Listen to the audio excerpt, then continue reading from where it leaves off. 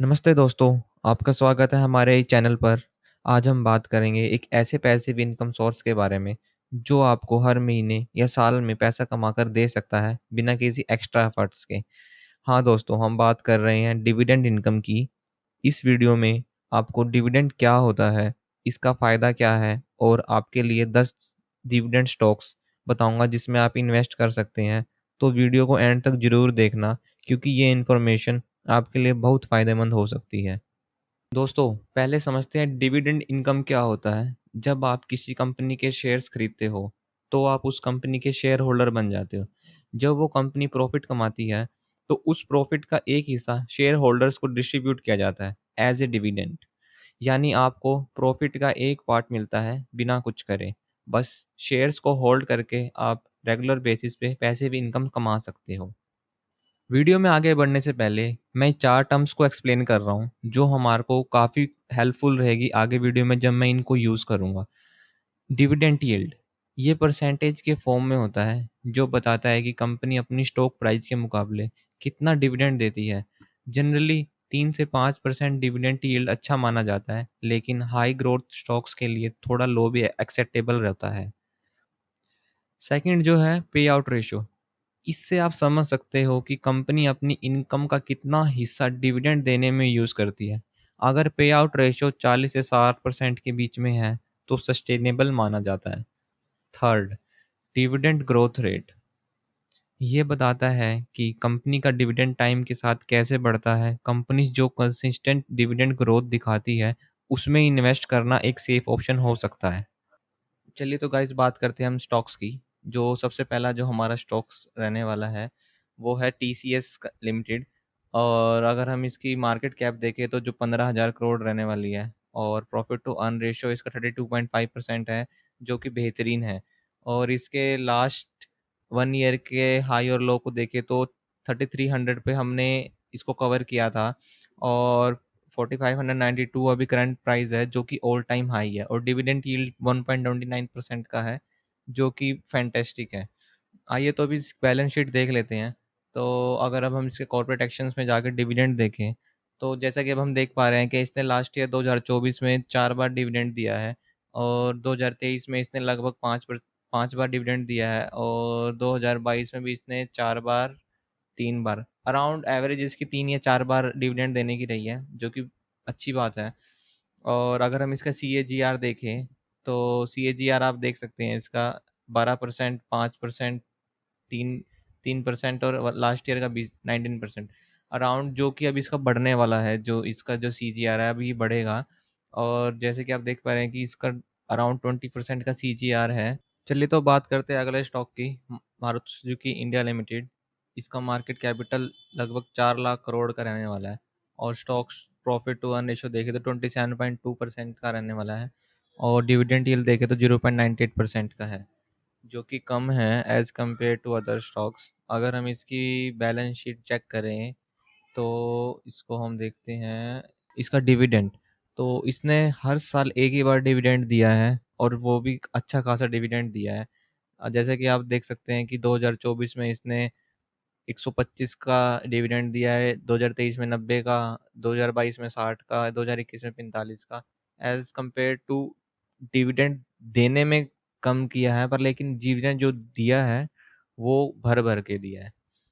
और अगर हम इसकी सी ए जी आर रेशियो देखें, तो सी ए जी आर में देख सकते हैं कि आप इसने 1 साल के अंदर 21% का रिटर्न दिया है, और 3 साल के अंदर 22% का दिया है। अगर हम इसके मुताबिक चलें, तो हमें नेक्स्ट ईयर में लगभग 25% का इसमें average C A ji are देखने को मिलेगा। चलिए तो बात करते हैं अगले स्टॉक की, S B I life insurance company limited.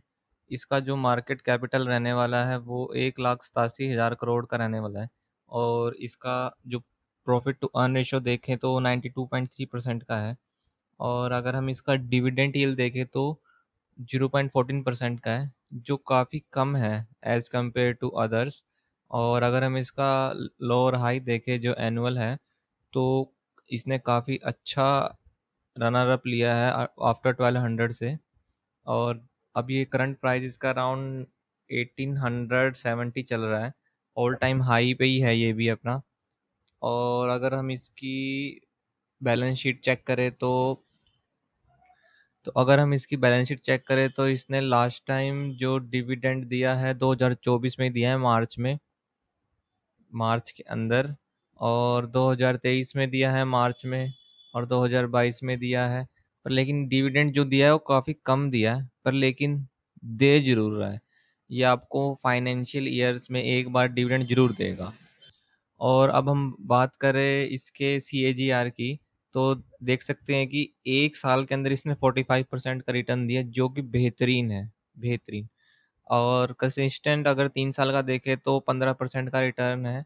तो इसमें अगर नेक्स्ट ईयर की हम बात करें तो लगभग अराउंड 35 to 45% ही रहने वाला है इसका जो CAGR है। अगला जो हमारा स्टॉक रहने वाला है ITC लिमिटेड, मेरा ऑल टाइम फेवरेट। तो अगर हम इसकी मार्केट की कैपिटल की बात करें तो लगभग 6 लाख करोड़ का ये स्टॉक प्राइस है। और इसके जो प्रॉफिट टू अर्न रेशियो है वो लगभग 31.8% है। और इसका डिविडेंड यील्ड देखें तो 2.67%, बेहतरीन। और इसका लो टू हाई देखें तो 399 लो और 520 हाई। और अगर हम इसकी बैलेंस शीट चेक करें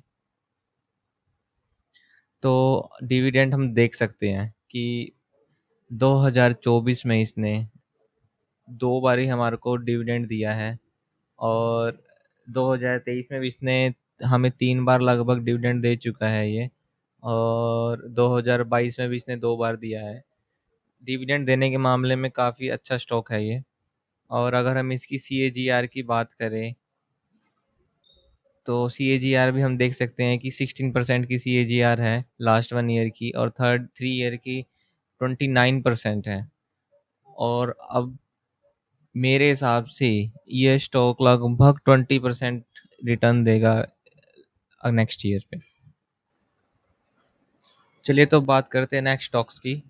हिंदुस्तान यूनिलीवर लिमिटेड, तो इसमें जो इसका मार्केट कैपिटल है लगभग 6,92,000 करोड़ का है। और stocks to profit earn ratio देखें तो इसका 66.8% है, जो कि काफ़ी अच्छा है। और इसमें इस डिविडेंड यील्ड देखें तो 1.41% का है। और लो टू हाई देखें तो 2170 और 3035 का है। अगर हम इसकी बैलेंस शीट देखें तो उसमें अगर हम इसका डिविडेंड चेक करें तो जैसे कि हम देख पा रहे हैं कि 2024 में इसने हमें एक बार डिविडेंड दिया है, 2023 में इसने हमें 2 बार डिविडेंड दिया है, और 2022 में इसने 2 बार दिया है। लगभग ये एनुअली 2 बार हमें डिविडेंड दे रहा है, जून के महीने में और नवंबर के महीने में। और अब इसका हम CAGR देखते हैं। इसका CAGR हम चेक करते हैं तो इसका वन वन ईयर का CAGR 19% है, जो कि काफ़ी अच्छा है।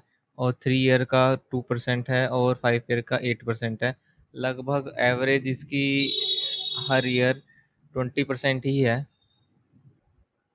नेक्स्ट जो हमारा स्टॉक रहने वाला है REC लिमिटेड, तो इसका हम मार्केट कैपिटल देखें तो 1,43,000 करोड़ है। और stock profit to earn ratio देख रहे हैं तो 9.64% है। और इसका डिविडेंड यील्ड देखें तो 2.89% है, जो काफ़ी बेहतरीन है।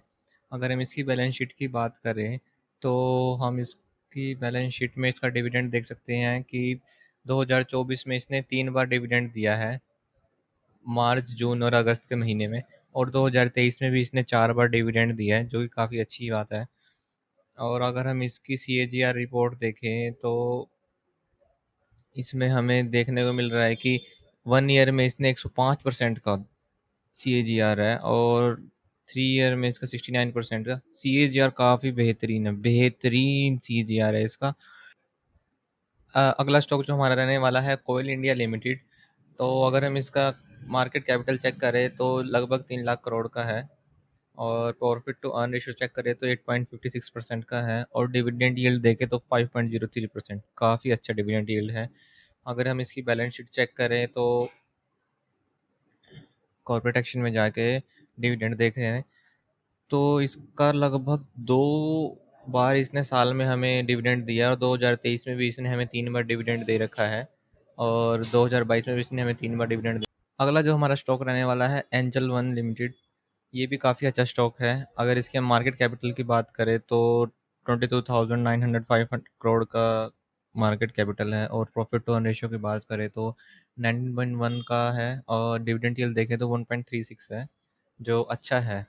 अगर हम इसकी बैलेंस शीट की बात करें तो इसका डिविडेंड देख लेते हैं। 2024 में इसने 12.70 का डिविडेंड दिया है और 2023 में भी इसने तीन एक दो तीन चार पाँच पाँच बारी डिविडेंड दिया। काफ़ी अच्छा डिविडेंड दिया है लास्ट ईयर तो इसने। और 2022 में भी इसने 2 बार डिविडेंड दिया है। और अगर हम इसको 2022 में भी इसने 3 तो 5 बारी डिविडेंड दिया है। काफ़ी अच्छा डिविडेंड दे रहा है ये स्टॉक भी। अगर हम इसकी सी ए जी आर की बात करें तो लास्ट ईयर ने 40% का सी ए जी आर दिया और लास्ट 3 ईयर में 28% का सी ए जी आर दिया। बेहतरीन सी ए जी आर दे रहा है ये भी।